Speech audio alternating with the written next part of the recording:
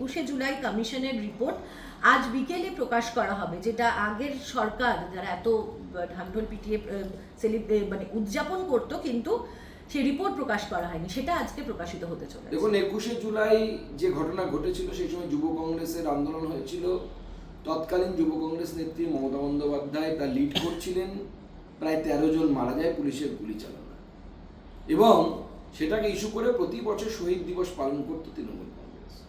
পরে যখন তৃণমূল কংগ্রেস ক্ষমতায় এলো 2011 সালে, দেখা গেল গুলি চালনার পারমিশন যে অফিসার দিয়েছিলেন তিনি তৃণমূল কংগ্রেসের বিধায়ক হলেন এবং মন্ত্রী হয়ে গেলেন, এবং 15 বছর ধরে তৃণমূল কংগ্রেস থাকার পর ওই শহীদদের পরিবারগুলোকে নিয়ে শুধুমাত্র রাজনীতি হলো, কোনো কমিশন কোনো রিপোর্ট কিচ্ছু দিল না।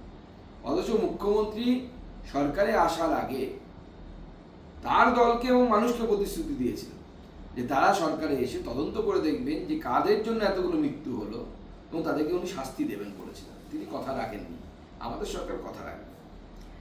বাংলা ভাষাকে আজকে সরকারি ভাষা হিসেবে পশ্চিমবঙ্গের ঘোষণা করলেন মুখ্যমন্ত্রী শুভেন্দু অধিকারী। দেখুন, প্রথমেই আমি মাননীয় মুখ্যমন্ত্রী শুভেন্দু অধিকারীকে ধন্যবাদ জানাই যে তিনি এই সিদ্ধান্ত নিয়েছেন।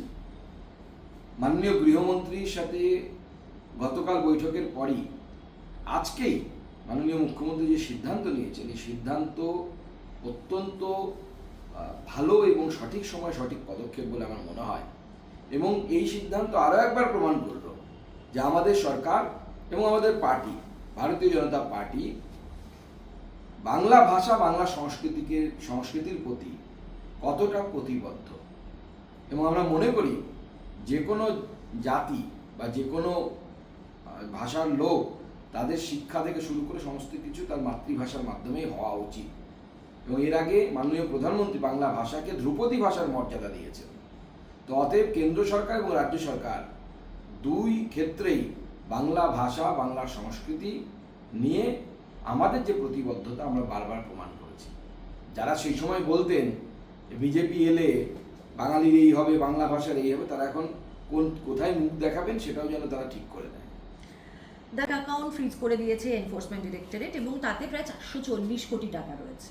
দেখুন, তৃণমূল কংগ্রেসের এই যে বিপুল পরিমাণ সম্পত্তি, অ্যাকাউন্টে এই বিপুল পরিমাণ টাকা, এ নিয়ে বারবার অভিযোগ উঠেছে। অভিযোগ এমনকি তৃণমূল কংগ্রেসের ভেতর থেকে উঠেছে। তো এই যে বলে না, বাংলায় একটা চলতি বাংলায় কথা আছে, অক্কার ধন ফক্কায় খায় বা ফক্কায় যায় অনেকে। তো স্বাভাবিকভাবে এই টাকা তার কোথা থেকে সোর্স, কোথা থেকে এসছে, মানুষকে শোষণ করে এই টাকা জমানো হয়েছে কিনা, পার্টির ভান্ডারে নেওয়া হয়েছে কিনা, এই সব আগামী দিনে আসবে।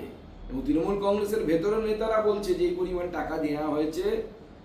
প্রথমে তো শোনা যাচ্ছিল কয়েক হাজার কোটি টাকা নাকি এইভাবে নেওয়া হয়েছে, এবং তার সোর্স কি, কোন বিজনেসম্যানরা দিয়েছে, সেই বিজনেসম্যানরা দেওয়ার পরিপ্রেক্ষিতে তারা কোনো অবৈধ কোনো সুযোগ সুবিধা পশ্চিমবঙ্গ সরকার থেকে পেয়েছে কিনা এরও তদন্ত হওয়া উচিত।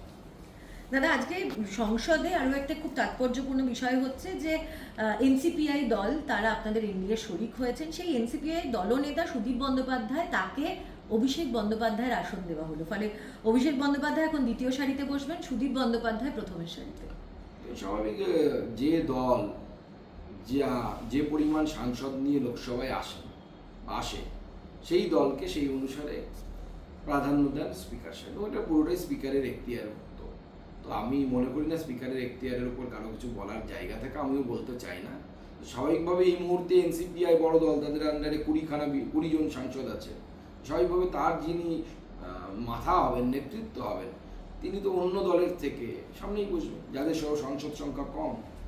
এটা কি কোথাও গিয়ে একটা ডিভাইন জাস্টিস বলেও মনে হচ্ছে না? কারণ সুদীপ বন্দ্যোপাধ্যায় কি সরিয়ে দিয়ে দলনেতা হয়েছিলেন অভিষেক, এবং সেই আসনে গিয়ে বসে। ডিভাইন জাস্টিস বলুন, পোয়েটিক জাস্টিস বলুন, বলতে পারেন, কিন্তু মনে রাখবেন যে রাজনীতিতে সুদীপ বন্দ্যোপাধ্যায় অভিষেক বন্দ্যোপাধ্যায়ের তুলনায় সংসদীয় রাজনীতিতে মহিরু।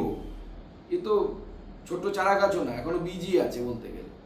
তারপরে তাকে সুদীপ বন্দ্যোপাধ্যায়ের মতো একজন সিনিয়র লিডারকে সরিয়ে মমতা বন্দ্যোপাধ্যায় শুধুমাত্র স্নেহবশত অভিষেক বন্দ্যোপাধ্যায়কে সেখানে নিয়ে এসেছিলেন। তার কারণ কি তারাই বলতে পারবেন। এখন সেটাই জাস্টিস হচ্ছে, আবার পোয়েটিক জাস্টিস বলুন বা ডিভাইন জাস্টিস বলুন।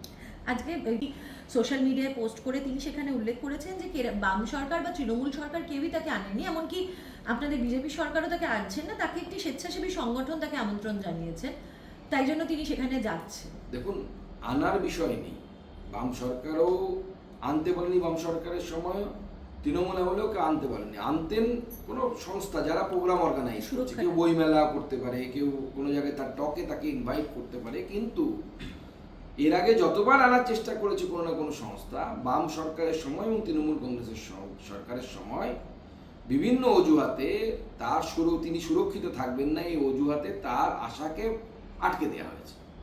বিজেপি সরকার কি করছে, যারা আনছেন তারাই আনছেন।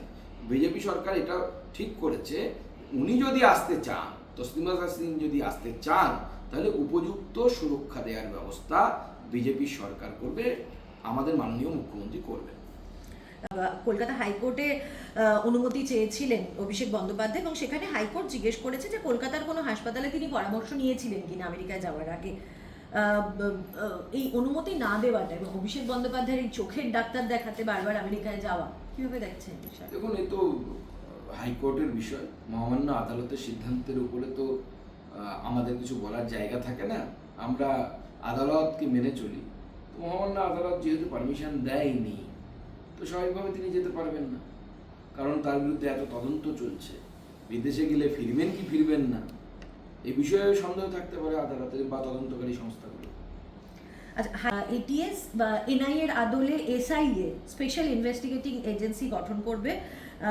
এই স্পেশাল মানে অনেকটা অ্যান্টি টেররিস্ট স্কোয়াডের মতো কাজ করতে চলেছে, মানে কিভাবে এই বিষয়টা? দেখুন, এই মুহূর্তে পশ্চিমবঙ্গে আমাদের সরকারের সামনে অনেকগুলো চ্যালেঞ্জের মধ্যে একটি হলো যে বিগত কয়েক বছরে যেহেতু জাতীয়তাবাদী সরকার পশ্চিমবঙ্গে ছিল না, সেহেতু পশ্চিমবঙ্গের বিভিন্ন জায়গায় বিভিন্ন অনিয়ন্ত্রিত মাদ্রাসা এবং অন্যান্যদেরকে কেন্দ্র করে একটা নেক্সাস তৈরি হয়েছে, এবং সেখানে ভারত বিরোধী কার্যকলাপেরও বিভিন্ন খবর বা কিছু আসতে থাকে। বহু অপরাধী এবং টেররিস্ট গ্রুপের মাথারা তারা কলকাতা থেকে গ্রেপ্তার হয়েছে। তো স্বাভাবিকভাবে আমাদের রাজ্যকে সুরক্ষিত করতে রাজ্য সরকারের যে ধরনের পদক্ষেপ নেওয়া দরকার, আমাদের রাজ্য সরকার সেই ধরনেরই পদক্ষেপ নেবেন। এবং যেহেতু বিগত দিনে বাংলাদেশের অবস্থা কী ছিল আপনারা জানেন, এই সমস্ত কিছু বিষয় নিয়ে আমাদের রাজ্য সরকার কেন্দ্রের সরকারের সাথে কথা বলে যে ধরনের ব্যবস্থা নেওয়া দরকার সেই ধরনের ব্যবস্থা নেওয়ার চেষ্টা করছে। এক মিনিট।